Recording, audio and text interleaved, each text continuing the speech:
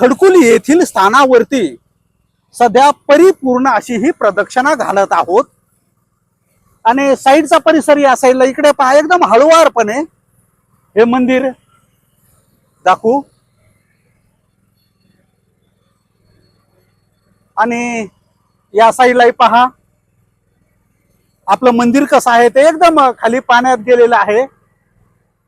काही ठिकाणी गज खराब झालेला आहे, पण हा परिसर जो कसा आहे, मंदिर कसं आहे हे दाखवण्यासाठी मी या ठिकाणी आलोय। आणि हे पूर्णपणे मंदिर सध्या पाण्याखाली आहे आणि आपण सध्या प्रदक्षिणा घालत आहोत।